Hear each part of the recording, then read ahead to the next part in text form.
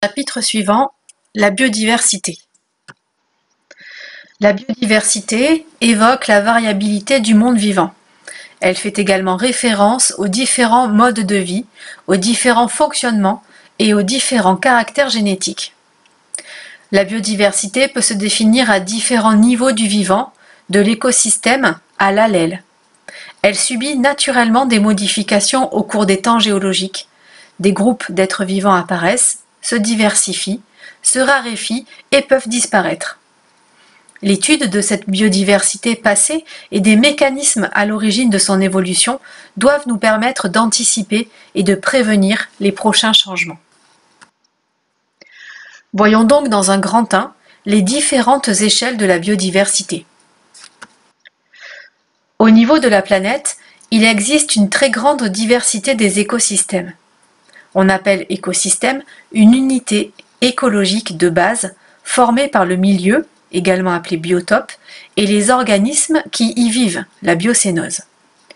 Vous remarquerez que la répartition des écosystèmes coïncide avec celle des climats. En effet, le biotope est constitué d'éléments minéraux de l'environnement, eau, roches, air, et de paramètres physiques comme la température, l'humidité et la luminosité. Seuls les êtres vivants adaptés au biotope pourront s'y installer et y vivre. Par exemple, pour un écosystème de type forêt, on va distinguer différentes forêts. On change de niveau de biodiversité. Si on s'intéresse à un écosystème forêt par exemple, on constate d'une part une grande diversité des espèces végétales qui le peuplent et d'autre part qu'elle varie en fonction du biotope. On parlera donc de diversité spécifique si on s'intéresse aux différentes espèces présentes dans un biotope. Il peut s'agir de diversité d'espèces végétales comme de diversité d'espèces animales. Zoomons encore et passons au niveau de la biodiversité génétique. Nous savons qu'une espèce regroupe des individus qui se ressemblent, qui sont interféconds, c'est-à-dire capables de se reproduire et de former une génération elle-même féconde.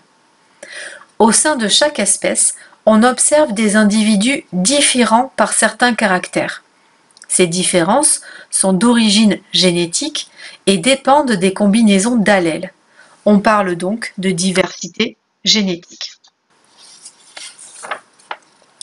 En résumé, on peut dire que la biodiversité est la diversité des êtres vivants présents sur Terre et sa dynamique.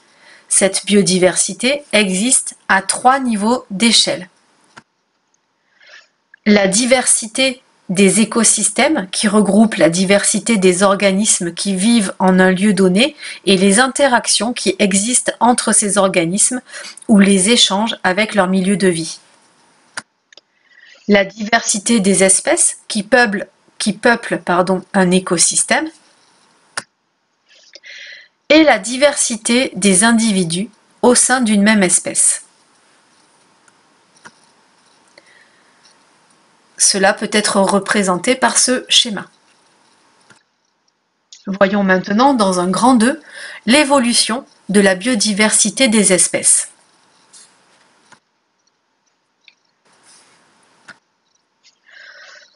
Au cours des temps géologiques, la biodiversité spécifique a changé. Des espèces sont apparues, d'autres ont disparu. Les connaissances que nous avons aujourd'hui des êtres vivants qui ont peuplé la Terre, il y a plusieurs millions d'années, viennent de l'étude de fossiles. Nous pouvons donc raisonnablement penser qu'elles sont incomplètes. Cependant, elles nous permettent de nous faire une idée des écosystèmes qui existaient auparavant.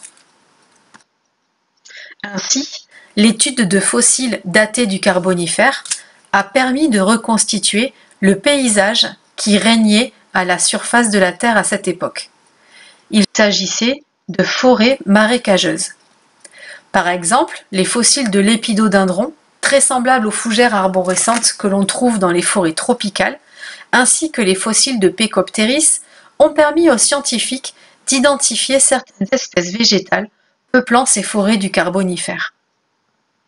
D'autres fossiles ont permis de comprendre que l'atmosphère de l'époque était extrêmement riche en dioxygène, ce qui explique la taille des insectes de l'époque. Méganeura, l'ancêtre des libellules, mesurait plus de 50 cm d'envergure, alors qu'aujourd'hui, elle est d'une dizaine de centimètres. Le mille-pattes que nous connaissons pouvait mesurer 10 mètres de long pour une hauteur de 1 mètre. Nous l'avons vu, le nombre global de familles d'êtres vivants a considérablement augmenté depuis le début de l'ère primaire.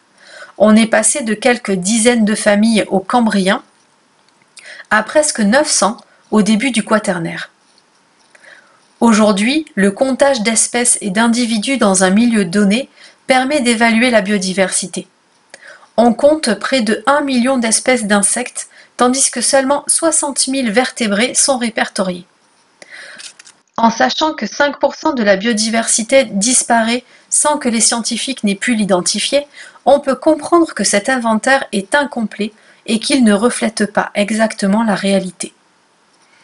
L'étude de la biodiversité du passé, grâce à l'observation de fossiles, montre que l'état actuel de la biodiversité correspond à une étape de l'histoire du vivant.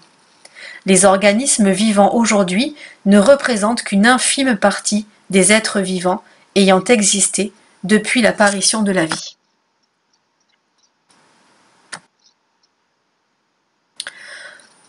En résumé, nous pouvons donc dire que la biodiversité a beaucoup changé au cours du temps.